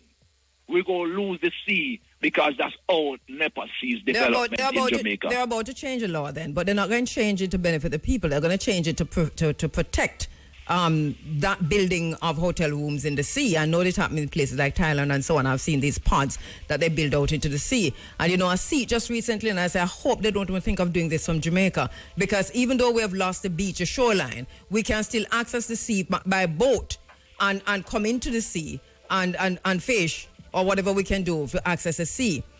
But if they're going to build the hotel rooms in the sea, it means that we have already lost access. Any sea when they build them hotel room, we already lost access. I guarantee you that there are security guards out there that will prevent you with a gun or something from going any further in the sea. So that's it. So we need to pay attention to that. We need to stop that trend. And we can only stop it through advocacy and to usher in an environmental standalone agency. I think we can That's only what stop we it. have to do. Devon, I want to push back at that and say we can only stop it if we care. Because Jamaican people will find ourselves in a position where we do not care. So to me, there's apathy, there is future shock, future trauma, where people are standing up as if them get caught in trap in the headlights. Jamaican people, we do not care enough to protect land, sea, or beach. This is basically where we are. Yes, and we are pushing hard to force and present the information to the public that if we don't, then you really are sign your death warrant, because this climate change thing is coming fast and furious. All right? And your wealth of your country has been handed over to you. So you're going to remain a slave in your country without any access. And you must fight for it. So this is an existential threat to environment and to our economic justice. So if we don't, the expansion of the plantation tourism is going to continue to grow. And if we grow beyond 30% in terms of, the economy controlled by plantation tourism, where do you think you're heading up back? Why do you think all these hotels workers are striking? Because of this systems of oppression that sits up on our back and never really kind of translates into any kind of, real meaningful rights and freedom for the Jamaican people, so we can grow and create new things and new ideas that the rest outside of plantation tourism and other sectors in this country can't grow. It's because we're controlled and held by this plantation tourism model that is orchestrated by our leader. And as I said, this thing has started long time. So both sides are complicit in the madness that is happening, which is regarding our resources of the country. So what we see a go on with Raya Cobra right now, it's going to get worse because them start go after the rivers them inside of the country right now.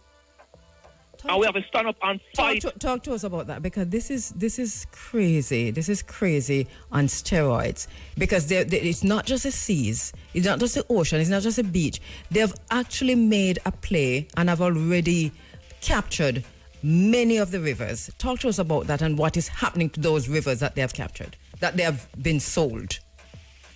Well, the product, of course, the plantation product, of course, is now expanding to the interlands, under the disguise of, ecotourism.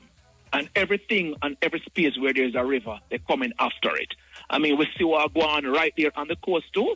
Where Czech, got 741.3 acres of land where the majestic Roaring River sits on, and NEPA grant them a permit to change the course of the river. So them are going to kill one of the rivers them inside of that to develop over 800 luxury houses. I want you to back up a bit. The permit that has been granted to Czech for the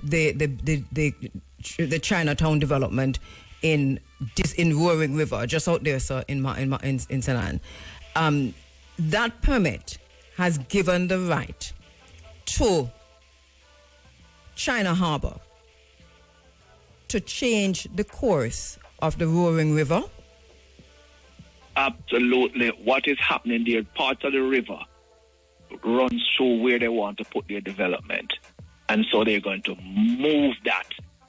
And so what they're going to do, they're moving the course of the river to really facilitate the development of the house. Which part them are going to move the river and put in? Well, now that request we're making from NEPA to see what that is. But when you go on, download the EIA, you can start envision the part of the river that they're going to move. And what that's going to happen is that a river that is in existence for before time is now going to have parts of the channel is going to have such an increased flow in it that I'm sure it's going to break its bank. I'm sure it's going to be a fallout there. And there were reservations to it, you know. It's going to, there were reservations to it. It's going to affect everything. And you know what's going to happen? When it affects everything, they're going to tell you it's climate change. This is the thing that I cannot deal with, you know. Because when drought come as a result of what them doing with the river and what them doing with the water, they tell you that this is a result of climate change. Let me just say one thing. The Omar Davies, who signed off on this contract that you're talking about, him sign off on it, he told us, he promised the people of Jamaica that China Harbor would not touch the Roaring River. He promised us faithfully that there is nowhere in the whole thing that China Harbor would touch. That's after them sell it. After we demonstrated for years, and then finally go, because you know nothing works in Jamaica unless once they've signed off, they sign off. Nothing can be changed. But this is what he said: the Roaring River will always be protected. And now I hear you saying, looking at the NEPA agreement, NEPA has given China Harbor the right to change the course of the Roaring River. Well, you're not tender with it then. I said it all go. No. Yeah, you know, when you deep dive into these things, you know, and you start understanding them, you know, I mean, it steadies you, all right? And what it does for me, it makes me more determined, all right, to reveal these things to the public, but asking the public to come on this journey with us, because this is the fight for Jamaica, right? This is the fight for our land. And it's sad that we have to fight the fight here again because it was won. And so we get liberation. Our ancestors fought and we win the war. And we have to fight it again. And we have to fight against our own people. So this whole NEPA thing needs to be dissolved. It must be dissolved. But we need people with political will to change Jamaica. So with no win election here, you know, and both sides are jockey for power.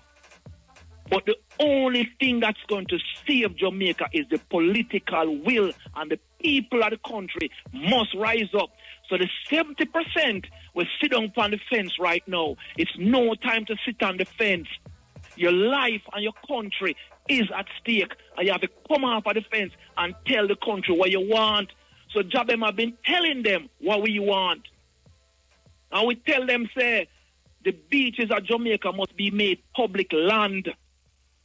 And we tell them, say, every coastal land must be placed in a trust for the Jamaican people.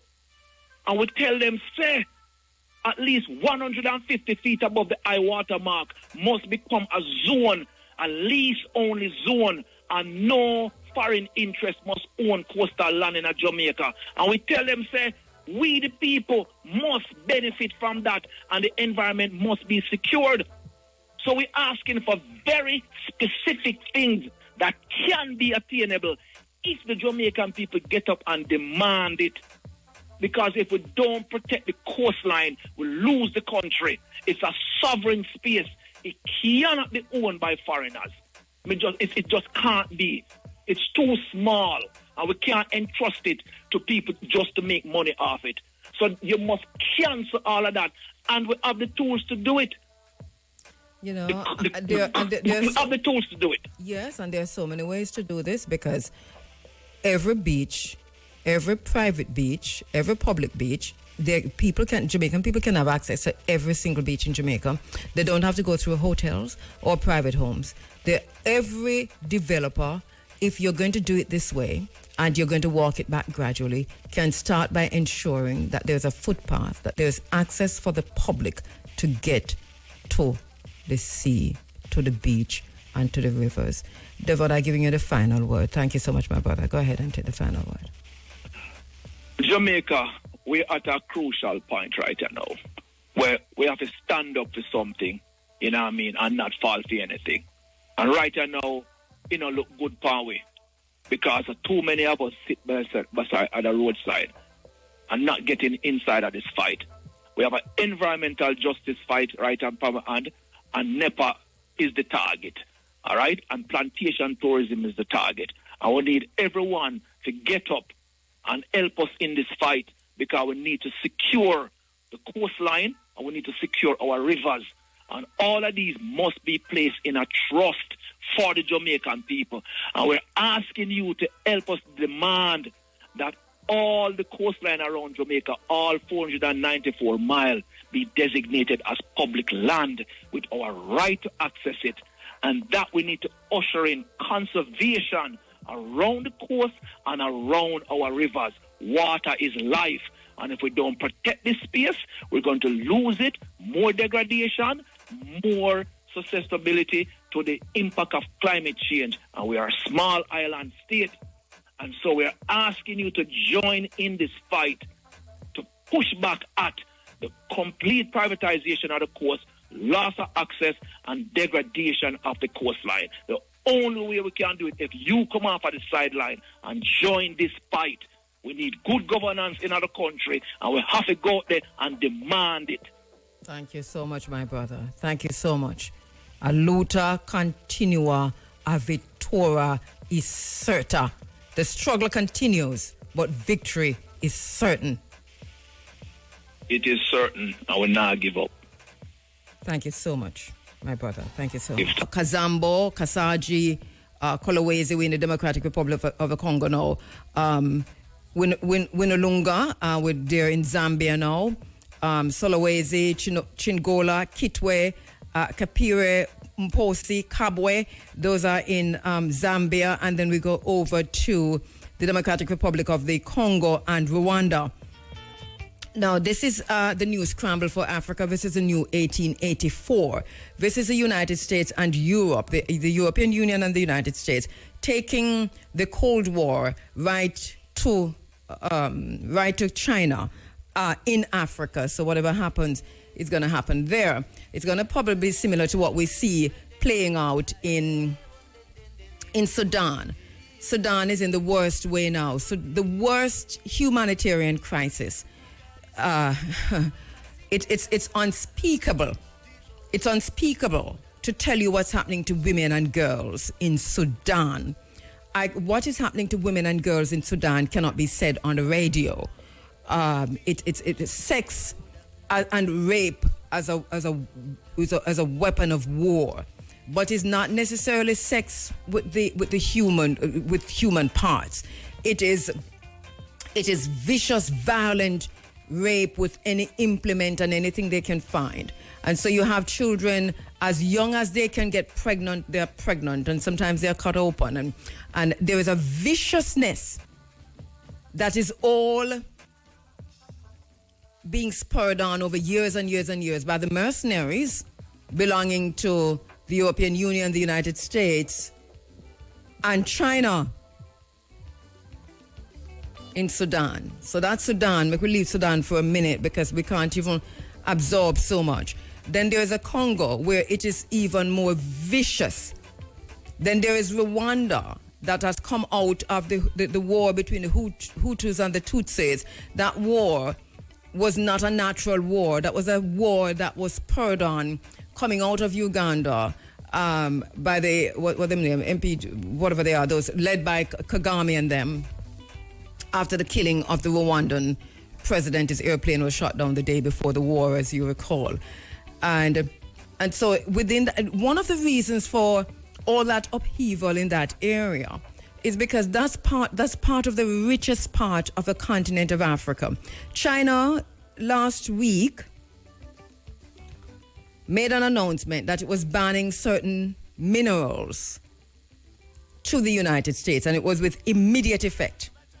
All of those minerals that China banned to the United States are minerals that's used in technology. The telephones, the digital technology, your artificial intelligence technology, electric car, your EVs technology. It's for the most part only in that part of Africa. For the most part, a lot of them. So it's deep in the Democratic Republic of the Congo. And so China has banned all of those to the United States. There's only one place to get them from. So America has to go back to either to China or going into Africa. See Joe Biden there in his last days. He was in Angola. It was widely reported on that Joe Biden was in Angola. What was he there for? He was there to sign or to kick off this deal, which is 1884 and the carving up of Africa again. The Lobito Corridor. This is a project which stretches from, it's a railway, over 1,000 kilometers of railway line between Lobito in Angola and the Democratic Republic of the Congo, and extended into Zambia. Involved in this are 9 mineral mines, and 5 of them are Zambian owned, but they're extending those mines now. And the corridor involves over 9 major cities across 3 countries. The ownership of the Lobito corridor is important because Trafigura comes up. I don't have a whole lot of time to go through this, but the ownership is important. It is awarded to the Atlantic Consortium comprising Trafigura, Motor Engil, and Vecturis South Africa. We have to know who these people are. They are Europeans, and also there's an American ownership to this. What is the significance of the Lobito corridor? They have talked about regional integration, but specifically it is to facilitate the movement of heavy goods by sea and rails. Heavy goods is a raw material, so they're not going to make whatever they need in Africa. They're going to be taking out the raw material. The corridor is running across that segment of Africa there from the Democratic Republic of the Congo, Rwanda, Zambia, all the way up to Angola. It looks like an amputation. It's like somebody just come and just chop you across your waistline. This is basically what it looks like when you look at the Lobito corridor. It's one massive chop across your waistline, right? So what they say they're doing is they're opening up the western area of Zambia to trade and development. Anytime I say development, and if we run, we as Africans need to run when white people come one way and say development. They're doing nothing good for us. So this is US and EU funded. It's a colonial railway project. All of us must be talking about it. We must also be writing about it. We can't just be quiet about it. 1884, we never did it. And so we talk about the carving up of Africa. But here is Joe Biden. Donald Trump is going to come in and building on this. They're locking this in. This is America's geopolitical or global policy. And it remains the same, whoever is in. It has nothing to do with Trump or any of them. It's just the policy of the foreign policy of the United States and the European Union, or Europe on a whole. So it's similar also to what well, if you know 1884, you know that Leopold and what he did with the Congo. And this is, here we are again with the Congo and the rubber and the ivory trade. So this is what we're going to see. We need to teach ourselves our history and teach our children our history. We must know who Leopold was. Leopold of Belgium. Slave conditions in these mines.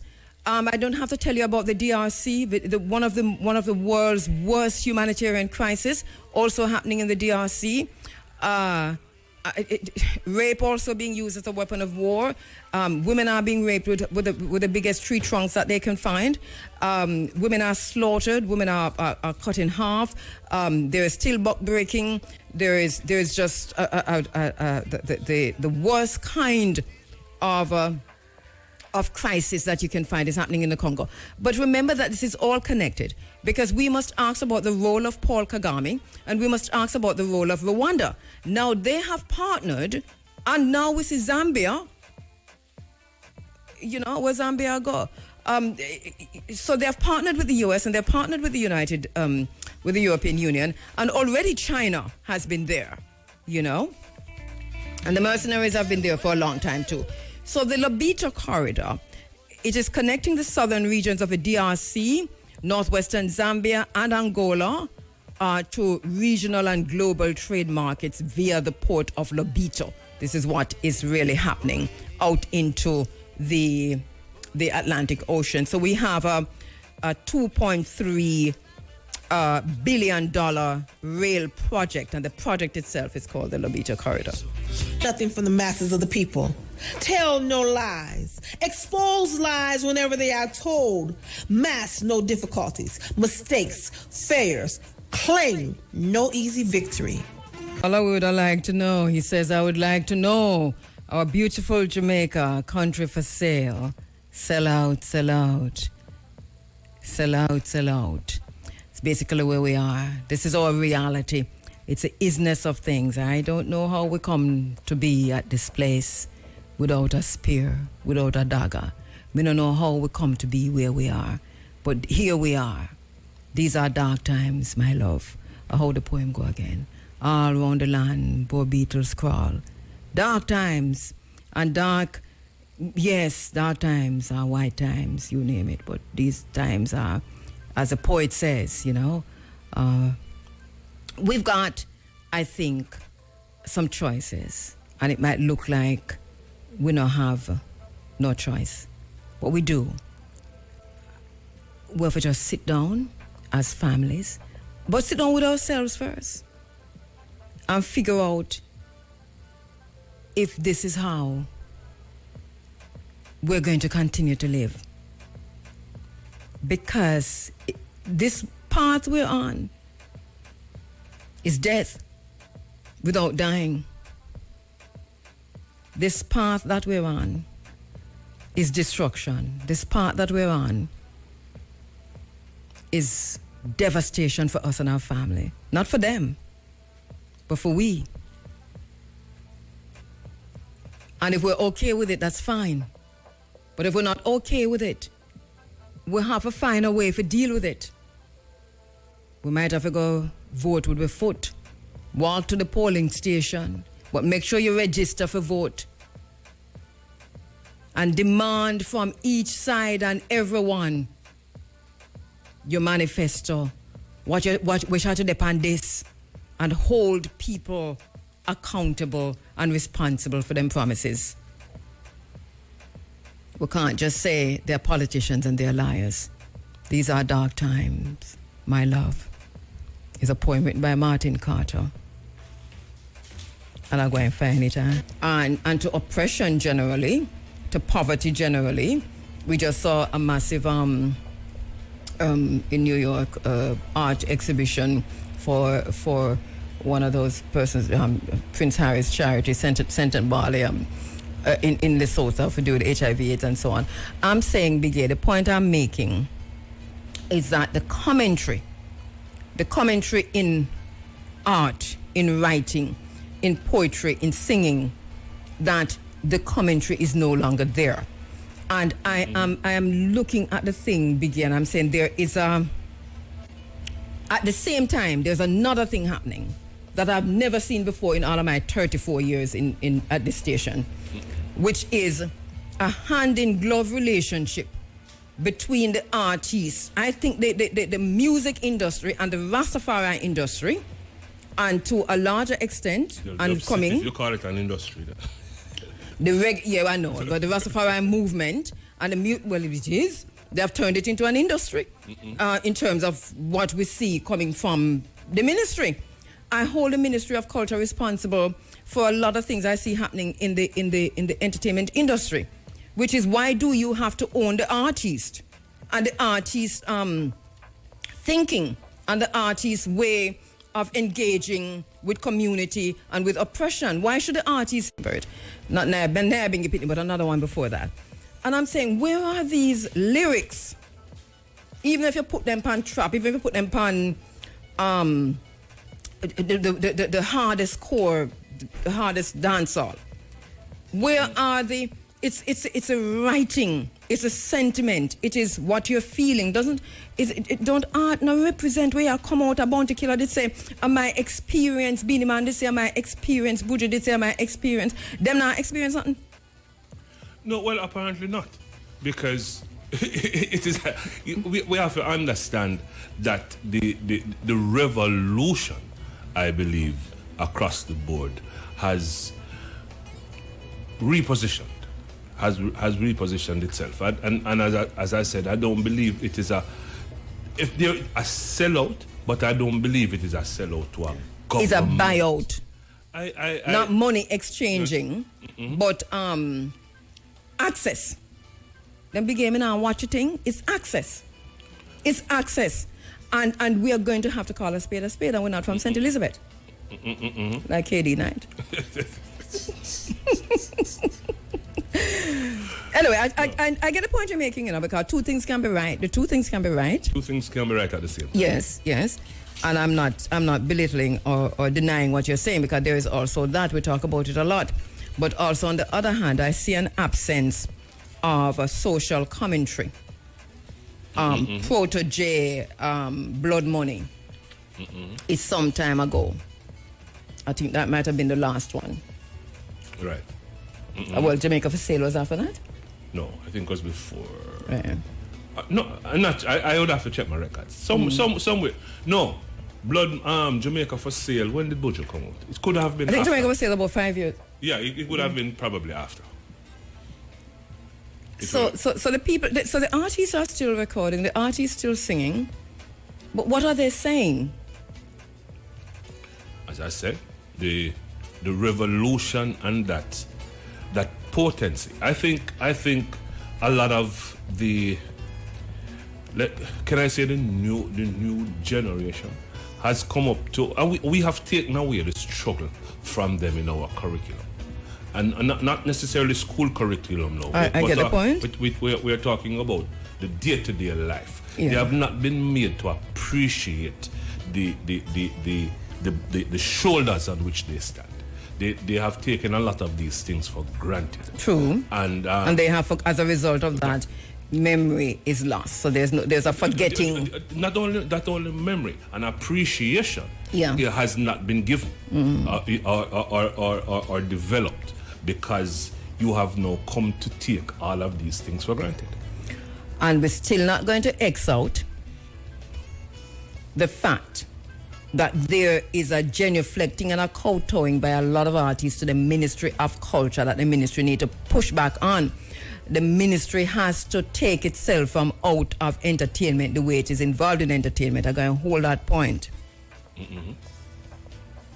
Yeah. All right. I can't deny that. I can't say I support or deny. I think the greater movement is for an awareness though of is it a relearning? The ministry is also responsible for part of that. So is media, so is the ministry. Responsible for that awareness that you're talking about. So I think somehow we're losing the way. We don't have to own the artists. This is what I want to say to every government agency, including the Prime Minister. You don't have to own the artists. And the artists not have to feel so obligated to you.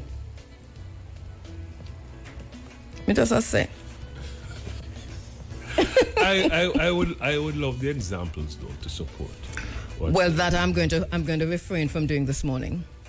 I can at this very minute here I can, but I'm just going to hold my tongue. All right. Because I think I have, I've said a lot this morning. Yeah, your regalia tell me say. Yes. And the fireman. Yeah, it is. I missed a lot of the fire. I've said a lot. So this was just me kind of wrapping up goodbye to say that we all have a responsibility.